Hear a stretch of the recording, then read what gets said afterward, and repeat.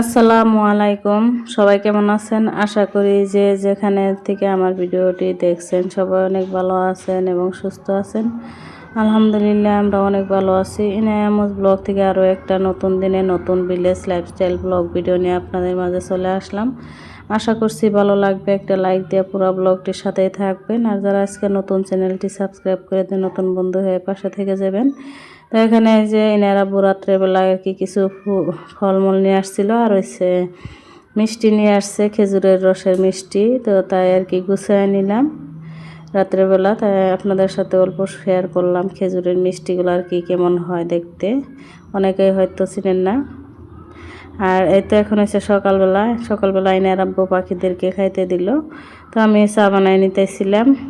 এখন এই যে চা খাইতে বসছি আমরা সবাই। এনে আব্বুকে কফি বানাই দিছি আর আমি চা খেয়ে নিলাম। তারপরে যে রাত্রে আনা কিছু ফল কাইটা দিছি, পেয়ারা, আপেল আর হচ্ছে আঙুর।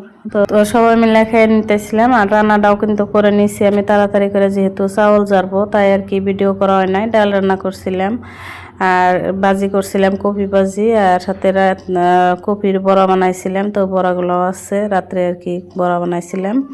তো এখন এই যে চাউল জারে নিতেছি। চাউল শেষ হয়েছিল, যারা চাউল আর কি জাইরে আনছে মেলে থেকে, কিন্তু ধান আছে অনেক।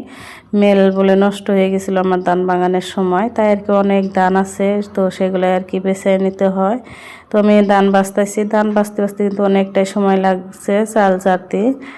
তো অল্প কটায় চাল জারছি কিন্তু অনেকটা সময় বইরে, যেহেতু অনেক ধান, কালা চাউল আছে। তাই বাড়ির ধানের চাল খাইলে কিন্তু অল্প একটু কষ্ট করতে হয়, ধান সিদ্ধ করা, ভাঙানো, তারপরে চাউল জারা, আর থাকে কালা চাউল। তো ওইগুলো আর কি বাছতে হয়। আর ভাত কিন্তু খাইতে বেশি ভালো লাগে বাড়ির ধানেরটা, কিনা চাউলের থেকে কিন্তু এটাই মজা লাগে, একটু মোটা হলেও। তো কয়দিন আর কি কিছুদিন খাইতে পারি নাই, যেহেতু কিনা চাউল খাইলাম এতদিন। তো এখন ধান কিনা হয়েছে। তো এই চাউলের ভাত খাইতে অল্প একটু ইয়ে ছিল, এখন কিন্তু খাইতে খাইতে ঠিক হয়ে গেছে। আর এখানে যে চাউল জারতে বসছিলাম, ইনায় আর কি বারে বারে এটা ওটা আর কি দিতে হইতেছে। তো সদাই খাইতেছে বসে বসে।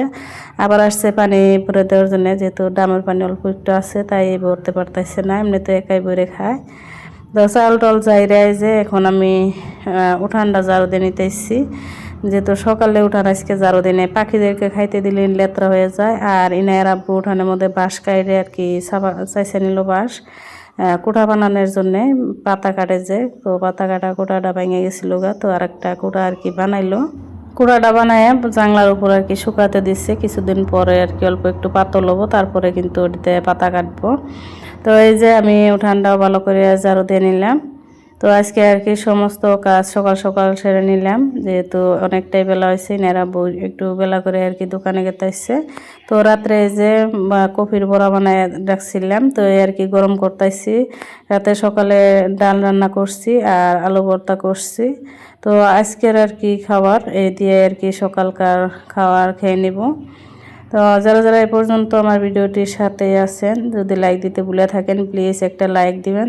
যারা আগে থেকে লাইক দেওয়া শুরু থেকে শেষ পর্যন্ত আমার সাথে আছেন তাদেরকে অসংখ্য অসংখ্য ধন্যবাদ। তো আজকের ভিডিওটি এ পর্যন্ত। আল্লাহ হাফিজ।